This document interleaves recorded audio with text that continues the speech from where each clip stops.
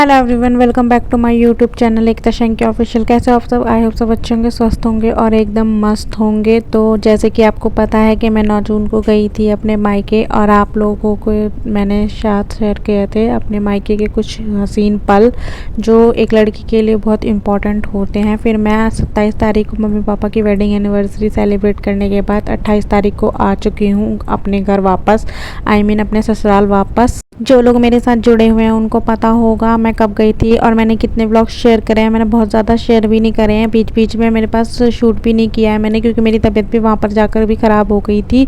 तो फिर मैंने कुछ भी ज़्यादा खास शूट नहीं किया। फिर मैंने 3-4 दिन तो कुछ भी लगातार कुछ नहीं डाला था। उसके बाद मैंने 1 जुलाई को 27 तारीख का डाला है मेरे मम्मी पापा की एनिवर्सरी का व्लॉग मैंने डाला है। अगर आप लोगों ने नहीं देखा है तो जल्दी से जाइए मेरे चैनल पर और देखिए, बहुत आपको मज़ा आएगा।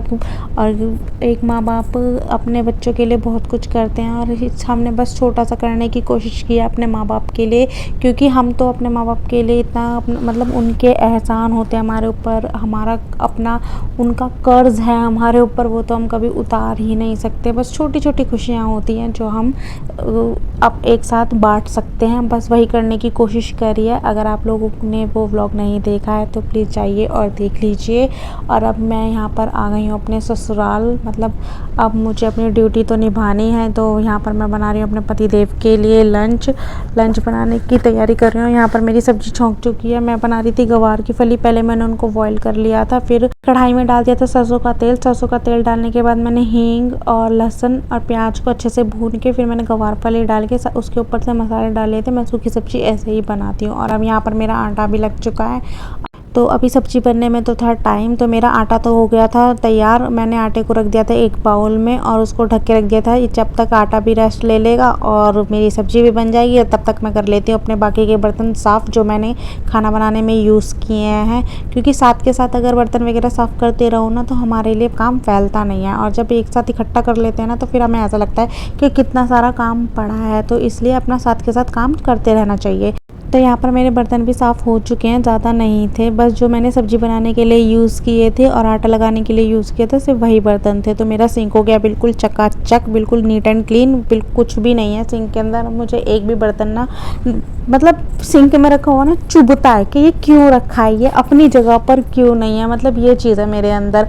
और मेरे ख्याल से बहुत ज़्यादा अच्छी भी नहीं कह सकते हैं और बहुत ज़्यादा बुरी भी नहीं कह सकते, अच्छी बुरी कह सकते हैं इस चीज़ को, कि ऐसा भी नहीं होना चाहिए। क्योंकि कभी कभार ऐसा होता है कि मजबूरी में हम नहीं मांज पाते हैं बर्तन, लेकिन मेरी है, मुझे सिंक में बिल्कुल भी बर्तन पसंद नहीं है और बिल्कुल भी गंदगी पसंद नहीं है। मैं मतलब साफ़ सफाई में ना इतना वो रखती हूँ ना कि हाँ ये चीज़ ऐसी क्यों है, बिल्कुल साफ़ क्यों नहीं है। तो मेरे बर्तन धुलने के बाद मैं आ गई थी यहाँ पर रोटी बनाने के लिए।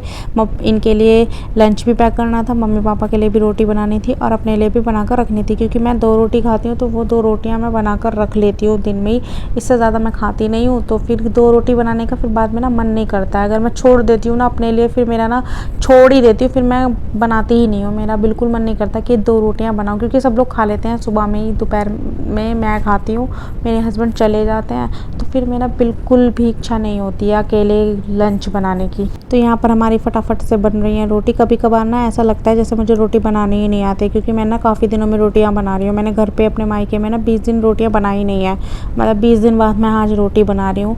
तो बहुत अजीब सा फील हो रहा है मुझे रोटियां बनाने में। काफ़ी 2 दिन तक तो मुझे ऐसे ही फील हुआ, फिर उसके बाद कंटिन्यू हो गया, तो फिर हाँ भाई बेटर लगने लगा कि हाँ मैं बना सकती हूँ रोटी, वरना बेलन चलाने में भी मुझे बड़ा अजीब सा फील हो रहा था। वही है ना, किसी चीज़ को प्रैक्टिस में ना लो तो वो चीज़ ना छूटने लगती है हमें उसकी आदत। अब मुझे रोटियां बनाने की आदत सी नहीं रही थी, मतलब 20 दिन में ना बहुत कुछ चेंज हो जाता है। मतलब कहते हैं ना कि किसी भी चीज़ को अगर हम लगातार 21 दिन कर लें तो हमें उस चीज़ की आदत हो जाती है। तो वही चीज़ हुआ है मेरे साथ, 20-21 दिन हो गए थे और मैंने रोटी नहीं बनाई थी, तो मुझे ना रोटी ना बनाने की आदत हो गई थी। पर फिर से ससुराल में आके रोटी बनानी पड़ती है वापस से, तो फिर से लग जाती है वही आदत है। कहते हैं ना प्रैक्टिस मेक्स परफेक्ट। अब मैं बनाती रहूँगी तो मेरी आदत अच्छे से मतलब मतलब सुधरती जाएगी। मतलब मायके में तो आदतें ख़राब ही होती हैं, क्योंकि मायके में इतना आलस आता है ना हर चीज़ को, क्योंकि हर चीज़ ना कराया मिल जाता है।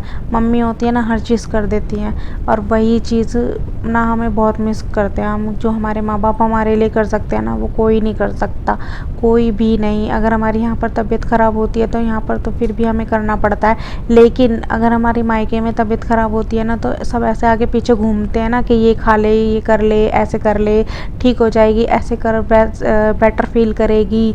तो वो चीज़ ना बहुत अलग ही होती है। मतलब मायके की जगह ना कोई भी नहीं ले सकता, सीरियसली कोई भी नहीं ले सकता। ये कुछ लोगों को बात बुरी लग सकती है, लेकिन माँ बाप की जगह एक लड़की की लाइफ में ना कोई नहीं ले सकता, चाहे वो कोई भी हो, चाहे हस्बैंड ही क्यों ना हो। लेकिन एक लड़की के लिए जो उसके माँ बाप करते हैं ना, वो कोई नहीं कर सकता। खाना बनाने के बाद लंच पैक हो गया था मेरे पति देव का, मम्मी पापा को भी खाना दे दिया था। उसके बाद मैं आ गई थी रूम में मैं आ गई थी अपना बेडशीट वगैरह सब, मतलब रूम को सेट करने के लिए, अरेंज करने के लिए। सारी चीज़ें इधर उधर पड़ी हुई थी।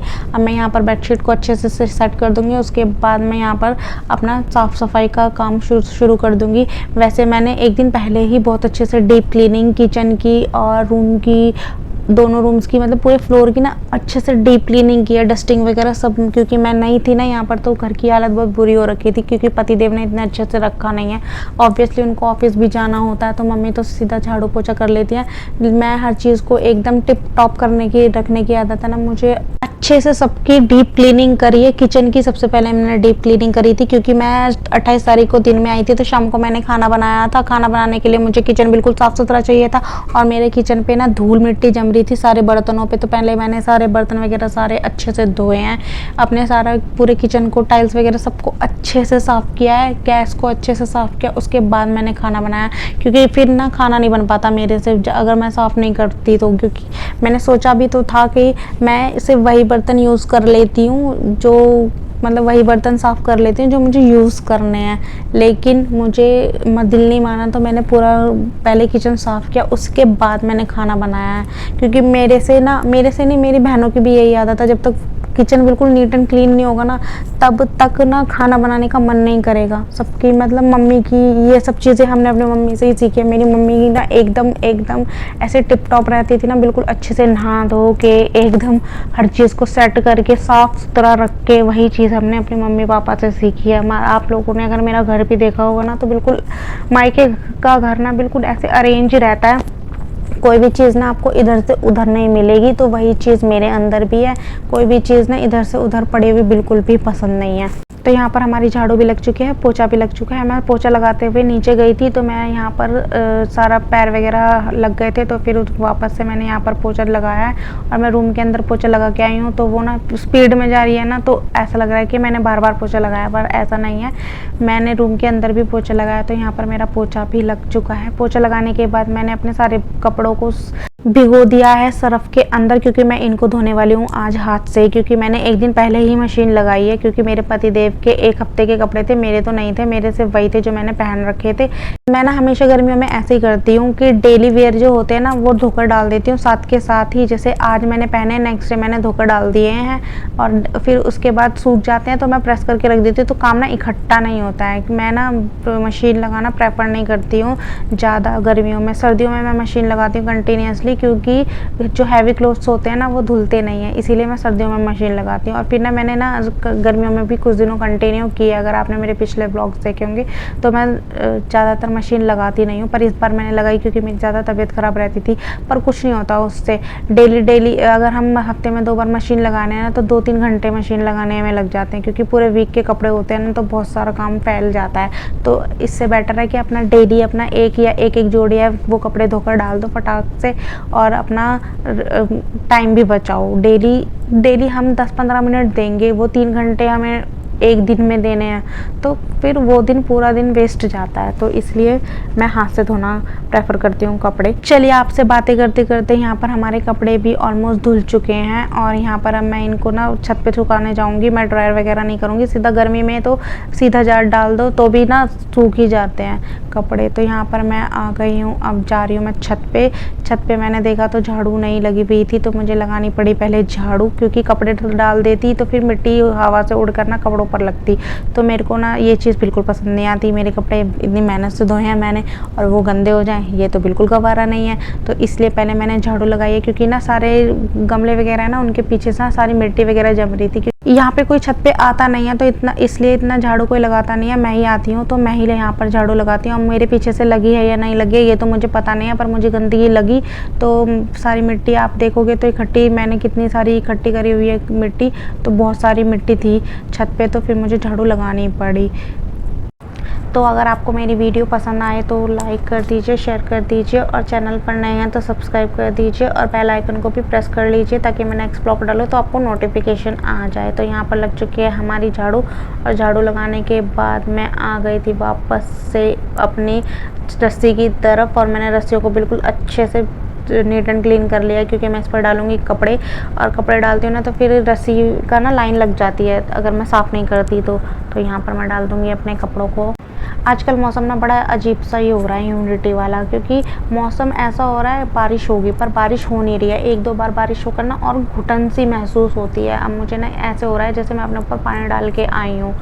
गर्मी इतनी लग रही है, लेकिन मेरे कपड़े ना बिल्कुल शाम को सूखे थे। अगर लू वाली धूप होती ना, जैसे पहले गर्मी पड़ रही थी वो वाली धूप होती, तो 1 घंटे में कपड़े सूख जाते आराम से, लेकिन इनको टाइम लगा था सूखने के लिए। फिर मेरे कपड़े सूख गए थे। सूखने के बाद मैं चली गई थी नीचे जाने के बाद मैं नहा ली थी। नहाने के बाद मैंने लंच किया। फिर उसके बाद जब मेरे कपड़े सूख गए थे, फिर मैंने सारे कपड़ों पर प्रेस करी थी।